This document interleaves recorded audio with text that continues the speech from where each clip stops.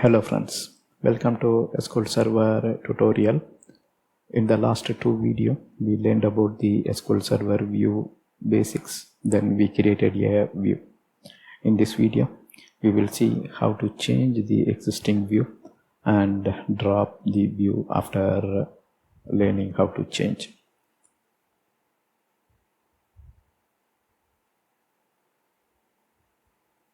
Now let's go to demo. So in the last video we created two views, right? One is product supplier, and this one we created using the TSQL. To drop the view, you can right click and choose delete, or you can write a TSQL drop view, then view name. So let me use drop view.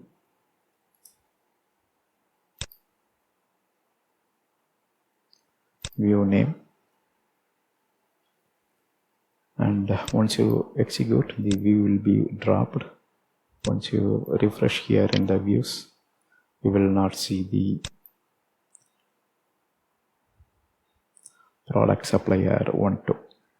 The same way, if you want to modify the view, right click, go to design. So this will bring up the query designer, and from suppliers we can add country as well as phone. If you see, now I am modifying the view to have two more columns from suppliers table.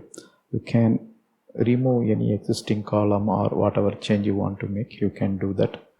And after doing the change, click on the save button. Now our view contains country as well as phone. If you look here and choose refresh,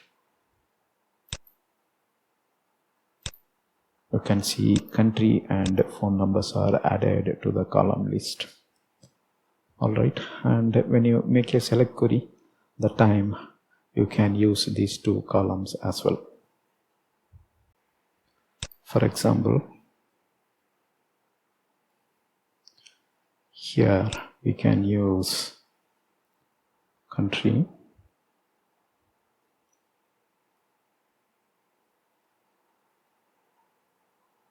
as well as phone.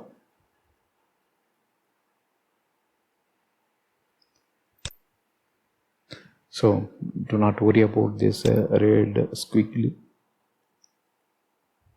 Since recently we added this, SQL Server is not recognizing it, or you can always go ahead with refresh local cache. Wait for a few seconds.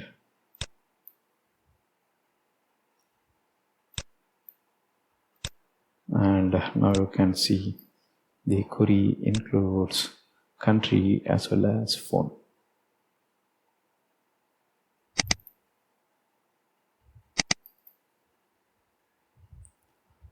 Alright, now previously we saw how to delete a view using TSQL.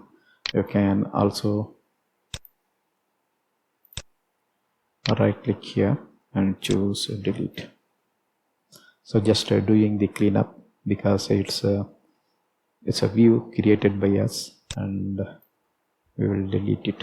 So now you will see only whatever shipped with Northwind sample database. That's all here in this video. Thank you for watching. Bye.